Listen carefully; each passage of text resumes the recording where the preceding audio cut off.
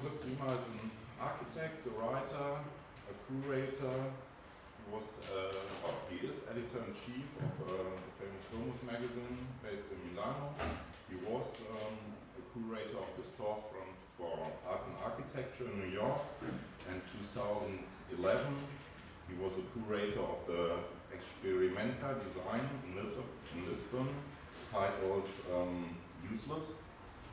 And his upcoming project or major project will be the Istanbul Design Biennale in 2013, no, 2012. And this one has the topic of imperfection, which seems to be very interesting because design normally aims for like perfection of surface and a form or function, and so we are very curious what this is about. Thank you. I'll talk a little bit about the Istanbul Biennale maybe at the end. I wanted to arrive to it actually talking a little bit about some recent projects and recent interests, but primarily I thought in response to your challenge to talk about the idea of engagement in the context of in today's political context, social context, cultural context. I actually wanted to address the very fast-moving subject of technology and the way that technology, the central role that it plays is as a battleground, really, in the contemporary realm. I think it's actually quite fascinating. One of the things that we're really trying to do with Domus which is kind of a little bit unexpected. I think technology carries with it, in this particular moment in history, a lot of assumptions and cliches. There are assumptions about what kind of magazines should talk about technology, ranging from consumer magazines that give you some sort of advice about which camera to buy, through to magazines like Wired, which are really kind of exploring the cutting edge of technology, but also with a specific consumer angle. And strangely enough, there is almost like on the part of many magazines, especially design magazines, there's a strange sort of disconnection from everything that is technological, especially in the realm of design. And this is something that historically is actually quite anomalous, because Domus magazine itself in the 60s, 70s, 80s was dealing with a lot of the kind of cutting edge design projects that were deeply technological. I mean, think of even perhaps technological in a different way from how we consider it today. If you think of Lettera 22, the famous Olivetti typewriter, at the time that was literally as sexy as the latest MacBook Pro is today. And of course Domus dedicated huge amounts of space to it, published it several times and so on. But for Domus to publish today a MacBook, for example, or an iPhone would be seen as anomalous. In fact, interestingly, Domus did, it was the first magazine to actually visit Jonathan Ive in his studio after the iMac was launched. Of course, the iMac was the turning point for Apple. It was what set Apple on track to become what it is today. And Domus did an extensive report on that. But since then, in a way, technology has become almost like it's expanded so much as a kind of a cultural realm that it's become off limits for magazines such as the one that we edit today. And what I've really been trying to do over the past year, I've been at Domus now as editor of the printed magazine for just over 1 year and of the website for 2 years, is to actually position this magazine as a critical interrogator of the role of technology in everyday life today. I think there's a large proportion of, especially the more politically engaged community within our realm of art and design, who in a way kind of associate this sort of notion with a sort of a consumerist attitude, but at the same time they probably have iPhones in their pockets, and as I do, and as I'm sure many of you do, and if it's not an iPhone, it's something probably equally as technological. Even if you have the most basic cell phone, 7 or 8 years ago, that was almost science fiction. And so what we're really trying to do is, on the one hand, interrogate technology from a design standpoint, from its point of view of the intelligence with which it is conceived. And of course that is it's not easy, but it's a relatively simple mandate. Apple, of course, provides the ultimate expression of intelligence in design, or at least did until now. Already that model is kind of creaking a little bit, and certain this kind of attempt to create a walled garden is becoming kind of turning back on itself. But beyond that, we really want to explore the idea of technology, and in particular information technology, as a battleground for control.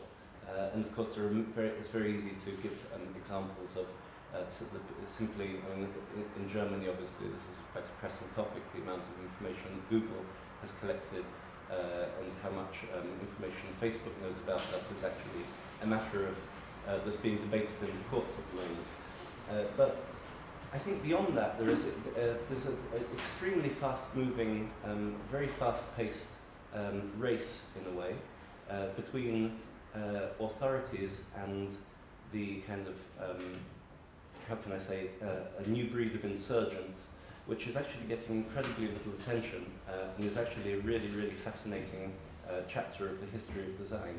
And this is something we've been trying to look at recently in Domus, but also is really one of the ideas behind what we're going to be trying to do in Istanbul, to actually problematize extremely fast development of technology and the power of the reach of technology. And I think one kind of very simple and emblematic little anecdote is this news from January 25th, so just a couple of months ago, of a couple of teenagers in Canada who essentially took nothing more than a helium balloon, a weather balloon, a typical one that they used to send up probes, and an iPhone, and basically linked the two together into a kind of a particularly engineered little capsule, and sent the iPhone up into space. Now, of course, the iPhone, we all think of it as a versatile platform that it can do everything from tell the time, tell the weather, give you your emails, tell you how to get home, and so on. But in fact, it's the perfect space probe in a way, because it contains a GPS. You can easily program it to send out a signal of its location. It can take pictures, it can take films and so on. And maybe, I mean, probably some of you have already seen, you might have seen this, but it's a fascinating example of how, let's see, I'll let it preload a little bit. It's a fascinating example of how technology itself is, which is conventionally, to some extent, at least electronics, very sophisticated electronics of the kind that could make recordings of this sophistication, have been seen as, in a way, a specialist realm, something that was untouchable, something that was quite distant. And today, teenagers probably represent kind of the cutting edge of this.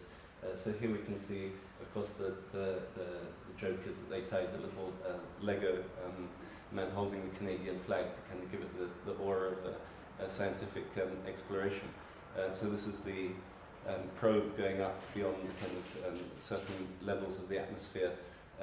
The helium balloon can be relatively easily calibrated to explode at a particular height.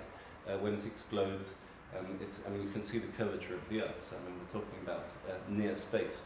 And of course, when it explodes, a parachute opens, falls down back to Earth, and it starts to transmit signals. And at that point, the guys located it and went to pick it up. Fascinating thing is that it actually travelled a total distance of less than 100 miles, even though it went very, very high into space. But this is simply to say that, I mean, you're probably aware of the kind of the whole explosion of the maker movement, which is really happening around Make magazine. Make magazine is, this is the magazine, the website of the magazine. If you think about the 70s, 60s, 70s, the kind of the explosion of the environmentalist movement in California, which incidentally was quoted by Steve Jobs in one of his last lectures, it was very much happened around the Whole Earth Catalogue, this idea of a kind of catalogue that would be a sort of a Google index of earth-friendly products. Buckminster Fuller, many of the others were all centered around this whole catalogue. It was kind of almost like a Bible in a way. And in a way, for this new, for the maker movement, which is gaining pace incredibly quickly, particularly in the States, but also across much of Europe, certain parts of Asia as well, their Bible is Make Magazine. Make Magazine has always been kind of associated with this idea of appropriating technology, bringing it back into the realm of a kind of a contemporary version of DIY, empowerment of individuals, and teenagers are really the protagonists of this. And so it's been this kind of this, it bears this aura of positivism, of approachable technology, of individuals kind of using their own ingenuity to do good to society. And I just wanted to kind of go to the other end of the spectrum. You might have seen this video of Big Dog, which is kind of one of the most advanced experiments of recent years. This is actually 2010, and they've gone light years ahead since then. This is an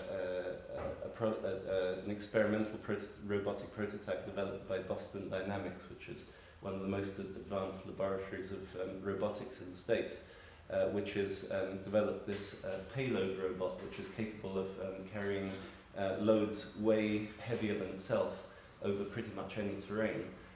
And needless to say, this is not a private initiative. It is a private initiative, but it's an initiative that was funded by the Pentagon, by the US military, because I mean, it's kind of, it doesn't take long for this to take on extremely sinister connotations.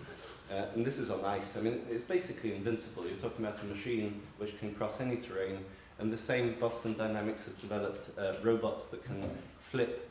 They can actually jump onto the top of buildings, like pretty much this size, that can jump about 50,000% of their own height. Pretty much kind of equivalent of a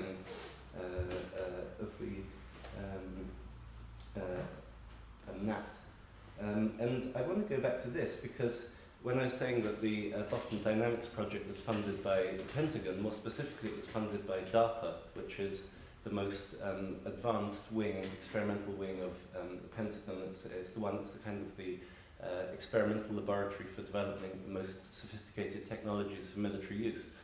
And a couple of months ago, this came full circle when DARPA actually announced an educational program that was going to be building maker labs, which are basically fab labs, American non-fab lab, non-MIT affiliated versions of fab labs, 3D printers, laser cutters, and so on.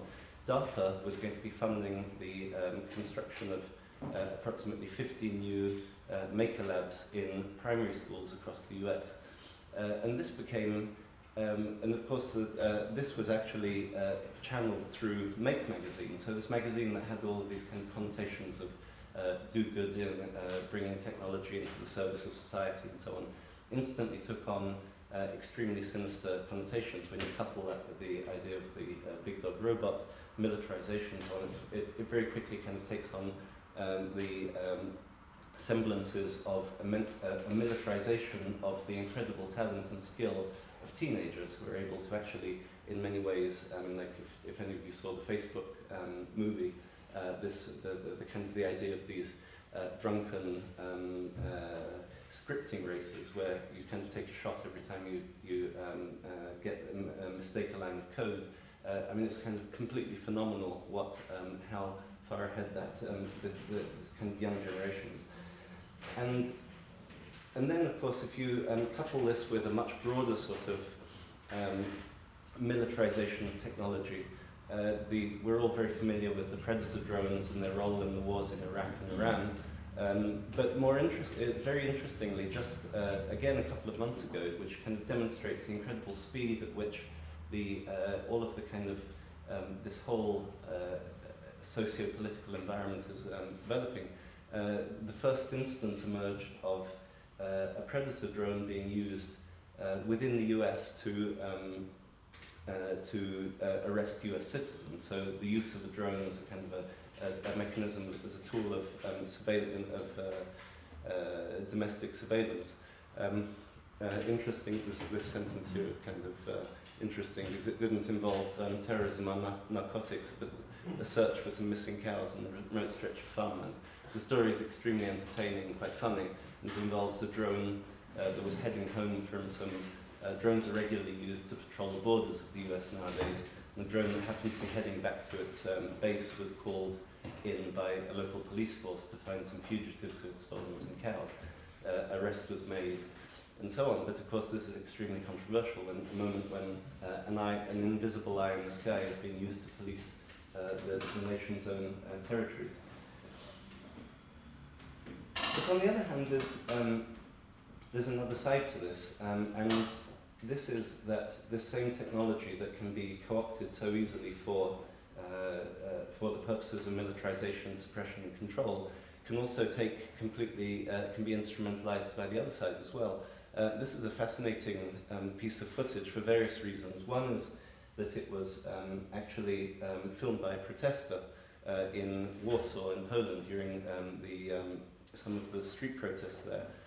And the point of it, what he did was he basically took a small remote-controlled drone, not one of the cheapest, but also not one of the most expensive, pretty relatively mundane 6-rotor drone, and strapped a high-definition camera onto it, and used it to actually document an access behind the lines of the cordons of police. So in this instance, I mean, it had been done a couple of times before, but just in the last 6 months, so many new, very sophisticated, small and low-cost drones have been released that they instantly made their way into a completely new realm, which is that of drone journalism. Of course, as soon as, which was often the case within the recent Occupy movement protests, police cordons were set up specifically to not allow journalists in, as much as to keep, as much as to kind of contain the violence or protests within. It was as much about keeping the press out. And in this case, the drone itself is actually being used as a mechanism for surpassing, for going beyond these barriers, and also exploiting the absence of any proper legal framework to regulate what can and what cannot be filmed from the sky, because this is completely new territory in a way. It's something that literally a year ago would probably not have been possible except for quite large amounts of money, probably like well into the tens or twenties of thousands of dollars. Whereas today, footage like this can be produced probably for under $3,000, and by tomorrow, the day after tomorrow, it'll probably be down to kind of consumer-grade, everyday use. And so it's extremely fascinating also from the point of view of the future of journalism, for the future of how urban tactics are also represented in this kind of extremely cinematic way. I think we'll become more and more accustomed to this kind of point of view. I mean, I think that's an incredible image of the quad coming back into position, seeing this line of police which has been completely rendered completely insignificant by this kind of flying eye. And that, in turn, led the Occupy movement in New York, Occupy Wall Street, to arm itself with its own drone. And this is, when I was saying before about the kind of the falling cost of this technology, this is an example. It's a Parrot AR drone, which is actually they just released the second version of this, which costs less than $300.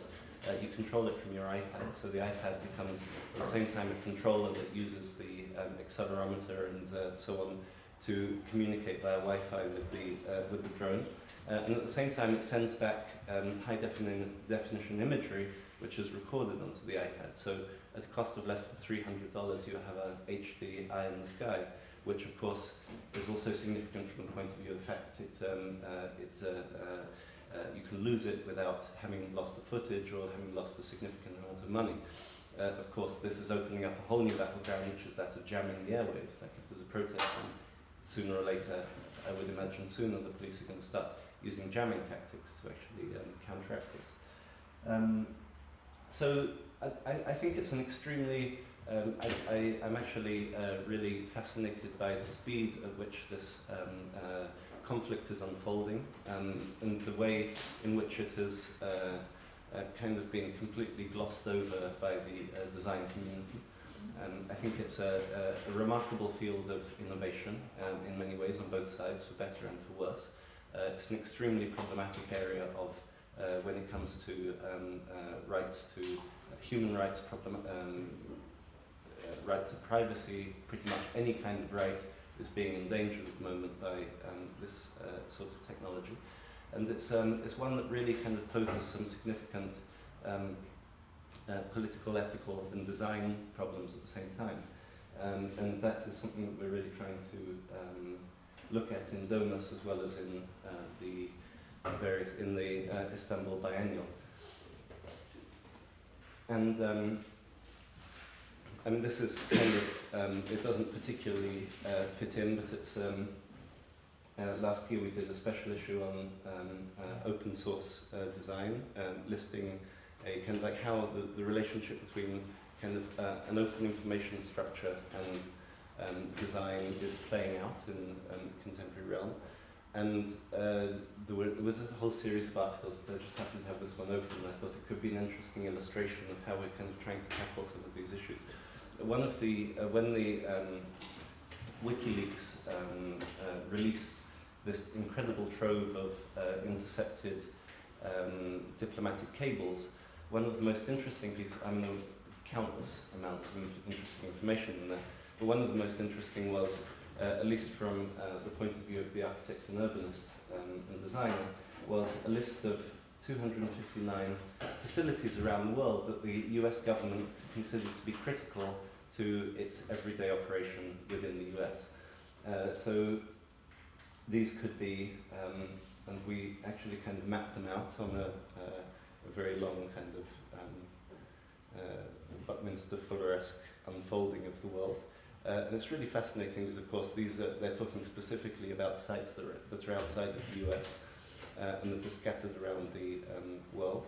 A lot of them are hydroelectric plants, a lot of them are points where fiber optic cables, trunk lines, reach land, so where they kind of sea networks join land networks.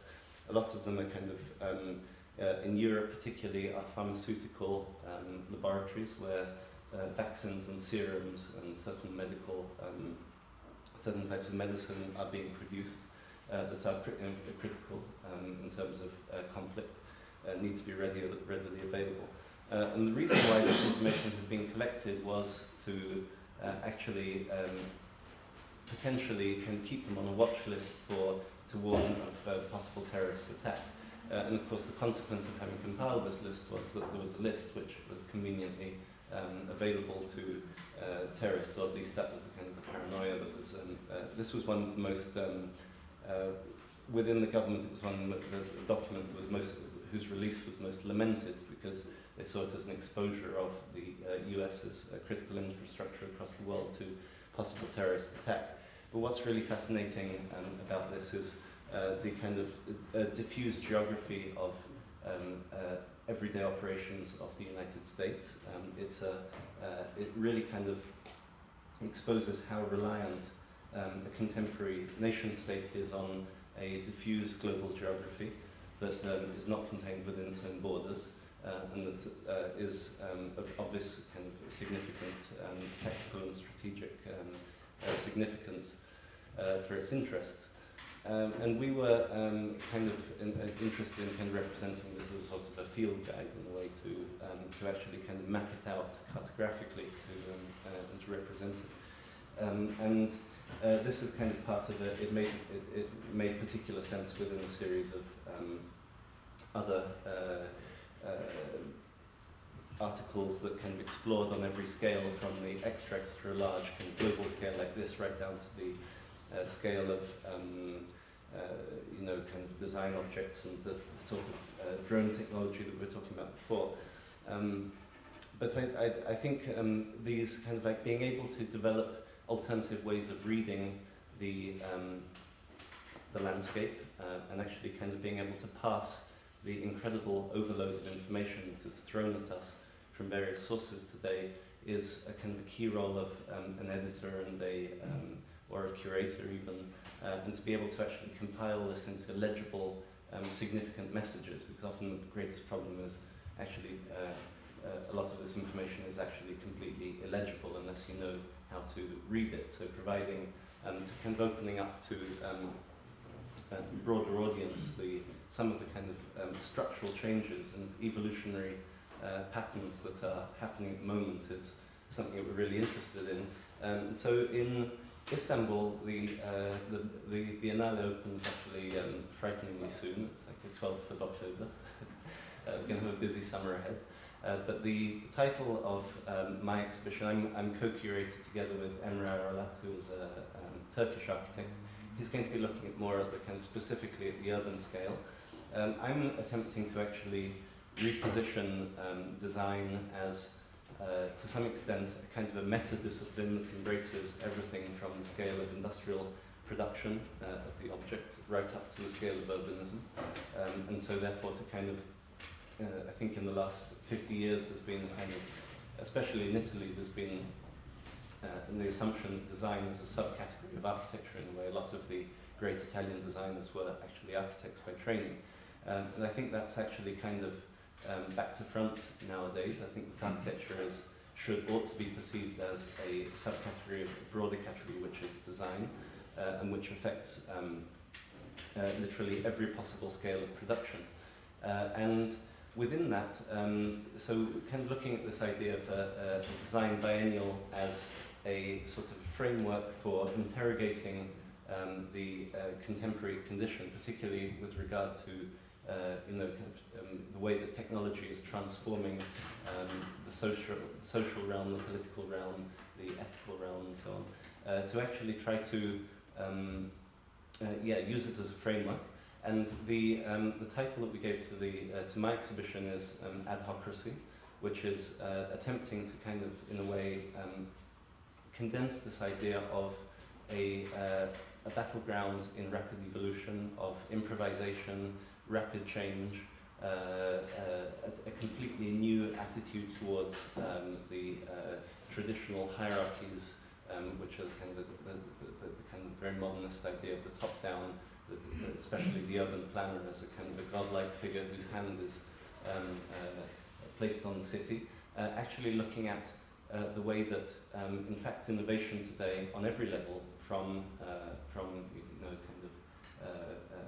experimentations right through to actually military innovation, is happening on a very much bottom-up level, or methodology. The trajectory is definitely bottom-up, and of course when the US government and the Pentagon itself acknowledges that, you can be pretty sure that that it's not kind of, you're not fantasizing too much.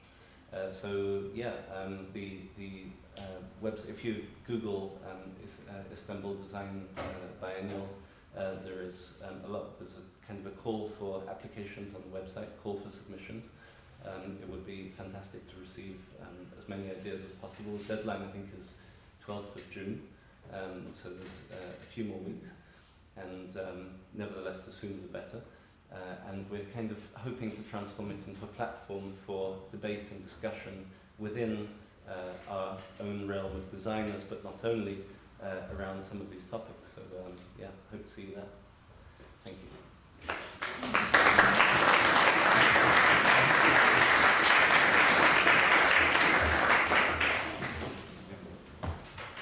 Okay, so let's have a seat. And Just get the water.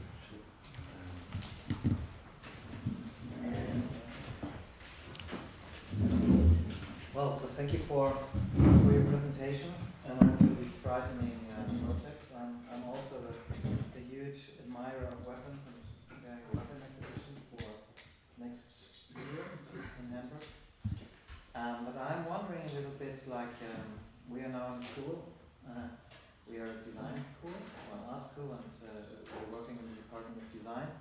So we have decided to have as new professors, one architect and one artist with an architectural background. So we also are working on this widening of the idea of what design is. So it's not product and industrial design, it's something more. But nonetheless, I'm wondering now, when my students now have seen these weapons, and they have seen the darker and have seen interesting programs, so what they should work on. Should we apply for a DARPA funding because they have a lot of money and the technology we are going to develop could be used also for bottom-up processes and creative misuse could happen, or what is the message? Well, I think what really fascinated me about the DARPA thing was two things. First of all, it was a confirmation that design has kind of officially entered the bottom-up stage. And I think this is confirmed also by, I guess you're aware, you're familiar with Kickstarter, with the whole kind of crowdfunding thing that has exploded over the last year. I'm really kind of blown away by the speed at which this is all happening, evolving. We did an issue, in the last issue of Domus, we did a special report on Kickstarter, kind of basically making the claim that it was radically transforming the way that industrial design potentially could happen through crowdfunding. And we kind of held up a project that had reached that had a goal of something like $50,000, $100,000, and reached almost $2 million in a matter of a couple of months. Yesterday, a project for a watch hit $7 million, has raised so far $7 million, and it's not even over yet. So again, I mean, these are all kind of pieces of a puzzle that come together to say that bottom-up is officially kind of being canonized as the methodology of production today.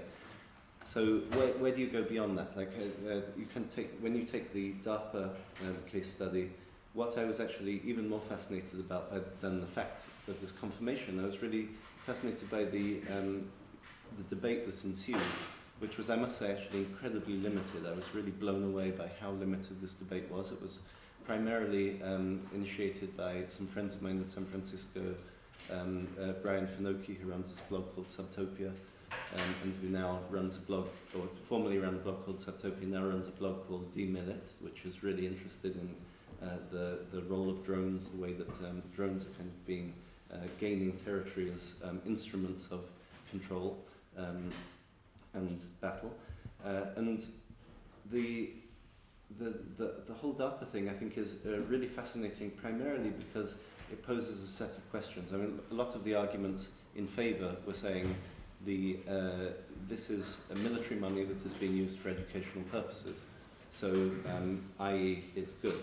And that's obviously a very easy argument to make, because you can say, well, you know, that money could have been spent on developing weapons, it could have been spent on kind of funding missiles, instead it's being spent on creating spaces, laboratories of production. Obviously, I mean, I don't see it. I find it extremely sinister, the whole military, the idea that military funds that were allocated to military purposes could make their way into schools, to me is completely anathema. It's completely just like mind-blowingly unacceptable. But at the same time, I think it kind of shows the sophistication and the degree of intellectual ability of one's opponent, and it kind of shows how the stakes have been upped considerably in this whole reframing of the debate of the process. So should the students seek DARPA funding? I think absolutely not. And I think there has to be also a much wider debate around this, of what purposes institutions such as schools. I mean, I think in one of the kind of trends that is playing out at the moment as a consequence of 10 years of sort of extremely neoliberal, I mean, it's been kind of heading in the neoliberal direction for a long time, but sort of within, especially particularly the UK, the US, many Western countries, the kind of dismantling of the state within the everyday life of citizens, which has already deeply undermined the cultural programs, is now the next in line is schools and education, not only being dismantled but actually being transformed into platforms of research for extremely questionable purposes. I found that very interesting, because earlier today we debated about, well, there's a question, who's making intervention, what kind of institution. We are thinking about artists making interventions into institutions, art institutions, into management processes and so on, and question if this could be an interesting artistic practice. We also debated on the difference between subversive interventions, which we normally understand the artistic intervention is, and the official institutional interventions in everyday life, and now you presented this very extreme version of an intervention of an institution into an normally protected area, somewhat from these kind of issues. And well, but nonetheless, for me, it's still open the question: what do we learn now from that as designers, and what it's kind of. I mean, because also your example, like this, the activists which now kind of building their little mini drone. Yeah, it's I don't know, 1/1,000,000th of the power of the real drones. And yes, it's maybe half a year it's possible, and then it will be forbidden to have drones 1 kilometer around of a demonstration area, and you will get arrested immediately if you have a drone with you or whatever. It's a battleground. It's a battleground that's evolving at a pace that has not been. Actually, there was a ruling because drones have really been used for countless fascinating purposes. There was one real estate agent in Florida who had. You can imagine what selling real estate in Florida is like these days. It's not a happy business. And the one real estate agent actually succeeded in gaining competitive advantage over his rivals by producing high-definition footage of houses from the air. So he could send his drone up and kind of circle around and get these very kind of and so he became that became his trademark. And then there was a ruling that that drones couldn't be used to film private property, or there were certain limitations on how it. That ruling was actually overturned, and now a proper ruling has been made on whether drones, what kind of environment they can be utilized in, whether they can be, what they can film, what they can't film, and so on. And I mean, thank God for a kind of the crumbs of good sense that remain in politicians. They actually protected the idea of drones being able to film public space and demonstrations. But you know, as what can I say? It's obviously. I mean, I think technology is always going to be. It's moving at such an incredibly fast pace that I think it's very difficult also for governmental bodies to move at the pace of innovation of the technology itself, which is obviously for the good and for the better and for worse. We'll see. I think it's my primary. So what to do about all of this and with this as designers? I think it's imperative to, of course, anything that is developed within a design school, as the DARPA program demonstrates, any innovation, any sort of kind of step forward can be immediately cloned and kind of decontextualized and brought into the realm of the shady and the sinister and so on, and the military applications and so on. That's kind of one of the fundamental philosophical questions, I think, for the modern society is, it's the same for the atom bomb. It's the age-old questions about scientific research and its application.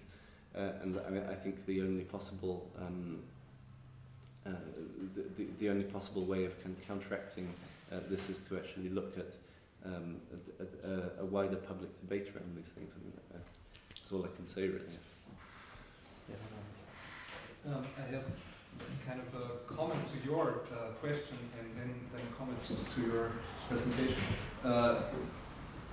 It's in a way a repetition of which I said before, but on another topic. It's I think you're too obsessed with the question of instrumentalization and appropriation.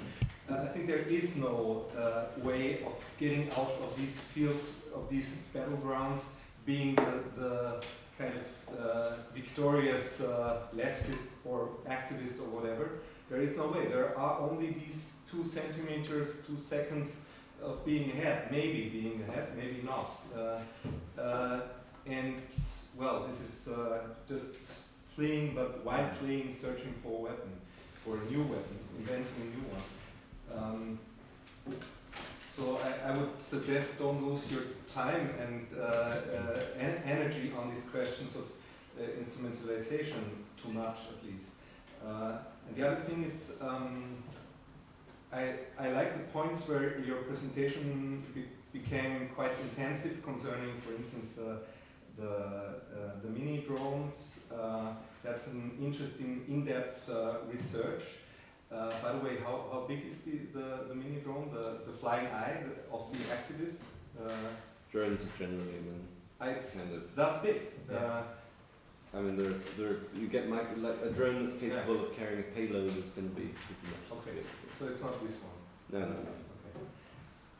So the situation is maybe pretty dangerous also for the activist that stands behind the police lines, because this. They can see it, yeah. Yeah. They see it. Okay. No, but my point mainly was there's a bit of a problem maybe in your, at least in this spontaneous or more or less spontaneous presentation, that it maybe gives the image of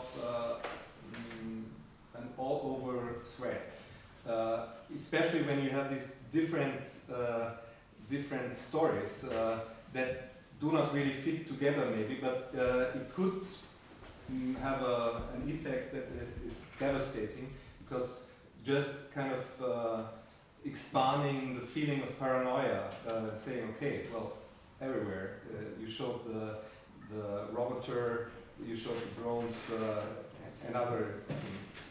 So I think this is a methodology. Personally, I would advocate a very healthy degree of paranoia right now about the way that this technology is being used. Because I really think that it has the capacity to fundamentally reshape our relationship with public space, the possibility of carrying out simply occupying public space collectively. That's something that could be extremely easily undermined. I mean, not to open up a whole new chapter of this, but face recognition technology in the last 2 years has made absolutely mind-blowing leaps. I mean, Facebook can now basically identify you like your friend. You don't need to be on Facebook. Maybe you're not on Facebook, but somebody else will upload a photo of you. If that person tags your name, you'll be all through. I mean, when you start to kind of put these individually, singly, each one taken on its own, you say, well, it's the history of technology. It's these are innovations that have, in a way, always brought about certain crises of certain fundamental principles of democracy. They've also brought around about an empowerment. But when you put them all together, I think there's an extremely disturbing scenario that begins to emerge, and it's one that is not necessarily sinister, and nothing is necessarily sinister, but it's one around which there has to be an urgent debate. I think that's the point. I don't think it's like kind of having some kind of law against developing drones is going to, obviously it's going to be completely pointless, but it's something that cannot just be, sort of laissez-faire. Let's kind of put it on autopilot and let's see where it ends up, because it's, there is certain things were unimaginable when the kind of legal frameworks that regulate the way that public space is used today were conceived. There was nothing. These kind of scenarios were not even remotely imaginable, and there has to be a kind of a reframing of the way that. I mean, like in England at the moment, taking photographs is. My wife is a photographer, and taking photographs anywhere in the UK is an absolute nightmare, because there's a kind of clampdown on any sort of. So on the one hand, you have situations like this, on the other hand, the kind of over-regulation of what can and what can't be done in public space. I think it's kind of really the debate part is the part that I really want to emphasize.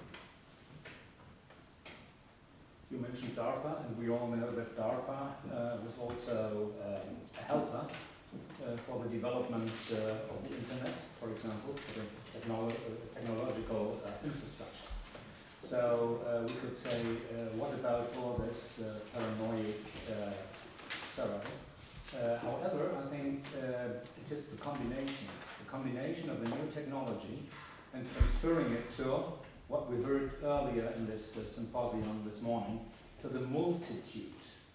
That means, as you mentioned, Gerald, the molecular mass that is a completely new magnitude of potential. In the past, you could say design was done by a few 100,000 individuals all around the world. Now it goes to billion. And I think it may get an evolutionary shape. It is a completely new dimension. I think this is what may put us into an alert status. I think your what you say about the internet is absolutely spot on, because it shows the kind of reverse scenario, something that was developed, and the internet it was only partly military in its origins, but certainly part of it was military. And the fact that that then became an instrument of kind of also escape from control is an extremely interesting trajectory, which then mirrors this, which is the use of sort of kind of bottom-up research within military. And I think there's a kind of also an automatic counterbalance between these two things. As soon as you like Virilio said, inventing the ship is to invent the shipwreck, and vice versa.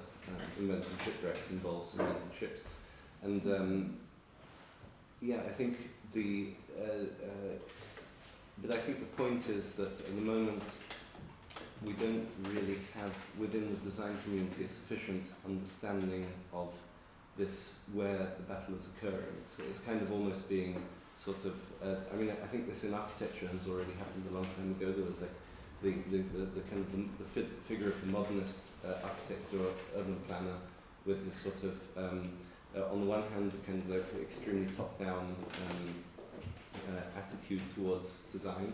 On the other hand, a sincere degree of social engagement. If you think of CM and the kind of the structural importance of designers and architects and planners within society in the 50s and 60s, that is, or from the 30s until particularly from the 30s to the 50s, that is completely unimaginable today. I mean, the architect has largely been taken and wholesale removed from any role that goes beyond the sort of urban decorator and the production of images in a way. And I think that there's a risk of that occurring also in terms of the designer. When I say designer, I mean the kind of highbrow, educated, socially committed individual who is attempting to, there's a risk of being relegated to the production of beautiful consumption objects and actually being marginalized from the place where real debate and real struggle is occurring. That's a kind of intuitive concern. I mean, to be honest, my ideas are not particularly well formulated on this because it's also extremely new, and I think the biennial is also a way to try to create a platform of debate where this can be kind of brought to bear on to a broader audience. See what it. Yes? Yeah, I also wanted to focus on this part of your lecture. So then you also used, as far as I remember, the Pentagon or the military as a kind of legitimation of the kind of power of bottom up, or that is something that seems to have some worth to this kind of development processes. The military industrial complex. So my question is, how would you, as a kind of designer, operator, or writer in the context of design, how would you try to describe the kind of potential of this kind of, let's say, makers project, or do-it-yourself, or mass creativity with the bottom-up design process? In general, the discussion is quite blurred about this. There are two headlines that are usually attached to this kind of bottom-up design process and co-design. The one is that it's innovation. The argumentation is that these kind of processes do better, faster, whatever kind of innovations like the top-down processes. That was also his issue. And the other is that it's more the kind of social dimension of this cooperation, community building, that the main potential of these new ways of design is the cooperative or collective dimension of design. So I wonder what is your perspective towards that design concept, or what would you like to develop more of the biennial or the writings? I think the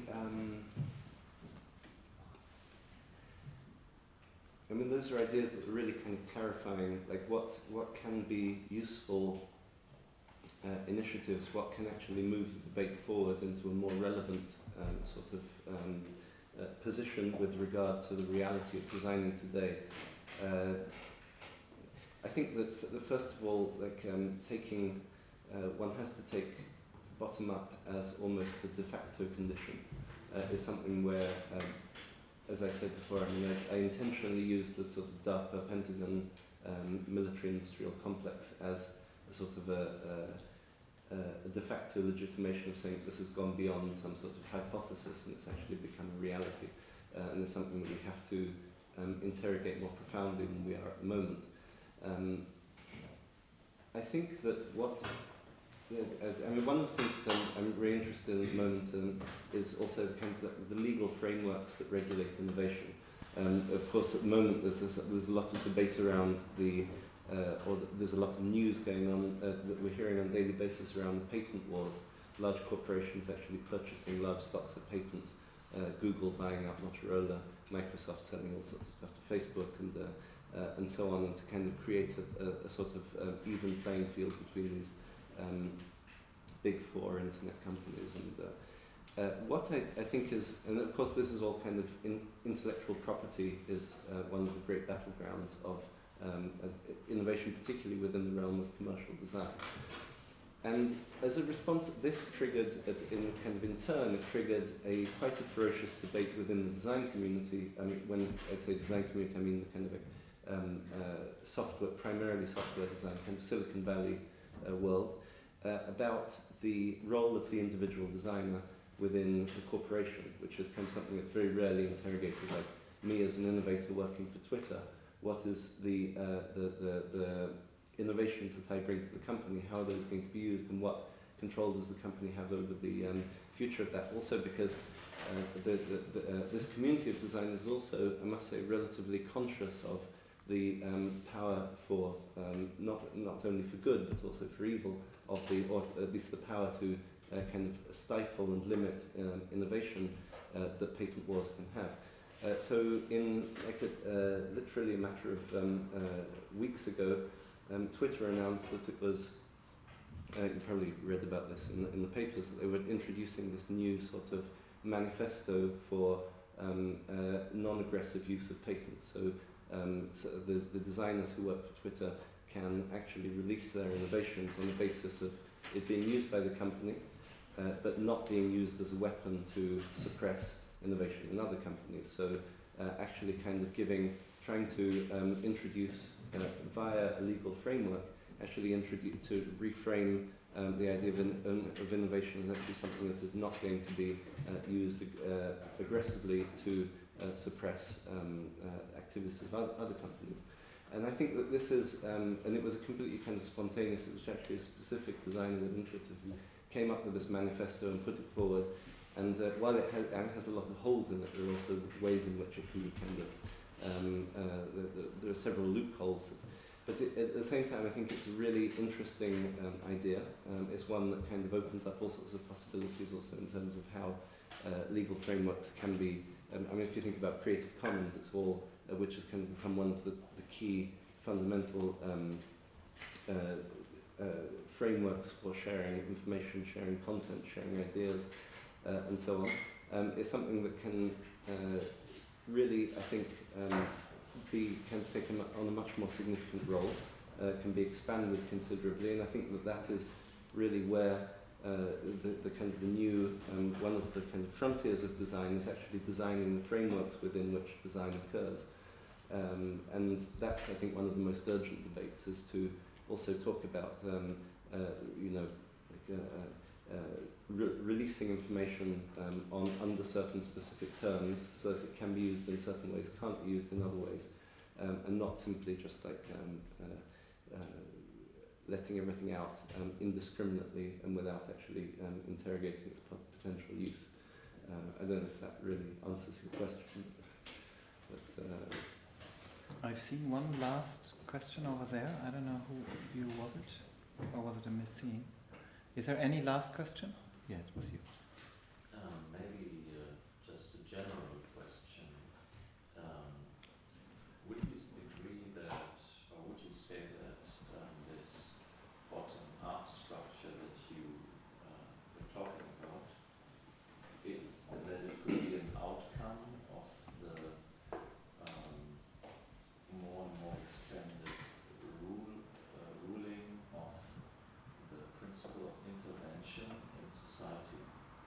Could it be, could you say it again? Could it? That the spot infrastructure is an outcome of the role of intervention in today's society. What do you mean by the role of intervention in society?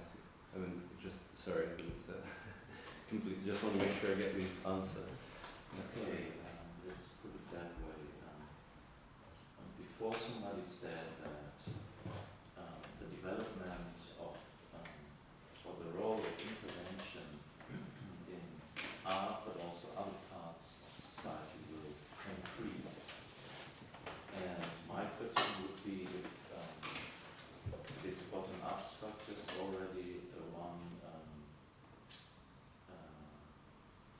form. When you say intervention in society, do you mean like empowerment of the individual? Yes, this putting it that very general understanding. Right. I would say that I think the bottom up is a consequence rather than the origin of the empowerment of the individual. I think that technology, primarily networks, the open networks such as the internet have created new communities, obviously, that have no sort of geographical definition for the first, probably pretty much for the first time in history, or at least kind of the first time in history in such a cohesive, expansive way. And the consequence of this is, I mean, that it's almost kind of scripted into the code of this, the ability to communicate in a borderless way and to kind of connect with individuals in a kind of ubiquitously. I think it's kind of almost baked into that concept as the idea of empowerment of individuals to collaborate. I think the point that was being made before about the multitude is significant. It's actually, we're almost never talking about individuals being particularly innovative. I mean, even if you think about those teenagers with their little Lego man being sent to space, that was actually built on the shoulders of several other experiments. There was a dad in Brooklyn who did it with his, who did a similar thing with his son. He didn't attach the Lego man to the front of the camera, and so he didn't get quite as much press. But they also kind of put online all the they explained exactly how they had succeeded in sending an iPhone into space. So therefore, a lot of these things actually are kind of the action of a multitude, and of course, what is kind of giving this kind of incredible advantage is the fact that the kind of collective intelligence is almost always going to be much more powerful than the individual intelligence. So, yeah, intervention and bottom up.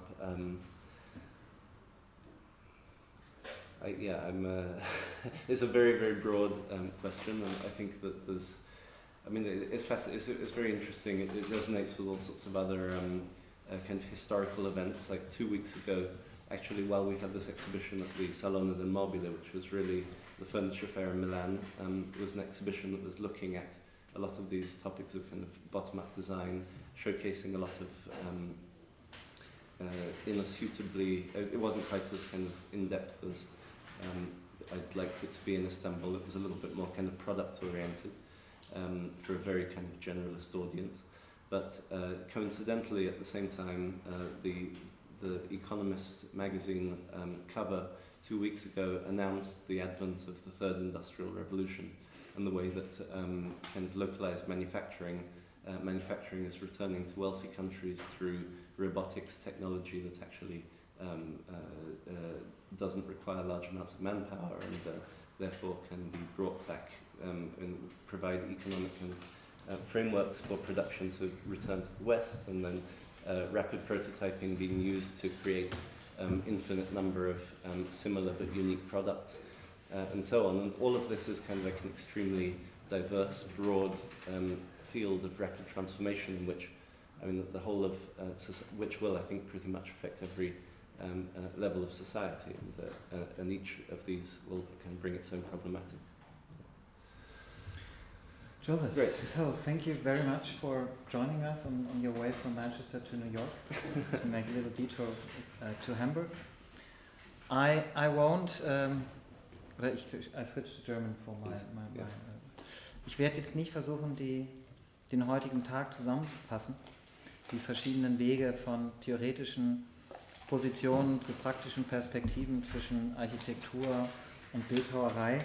Was mir jetzt eben doch nochmal zu denken gegeben hat, auch aufgrund des Hinweises meiner persönlichen Obsession, dass ich natürlich nicht gedacht hätte, dass wenn ich in meinen Eingangsworten berichte, dass unser erstes Symposium vor einem Jahr sich mit der Beziehung von militärischen Interventionen und künstlerischen Interventionen beschäftigt, dass ich dann, wenn ich jetzt Joseph Grima einlade, wegen seiner der Verbindung von Design und sozialem Engagement auf der Istanbul Biennale, dass mich dann doch wieder das Militär hinten packt mit den Drohnen.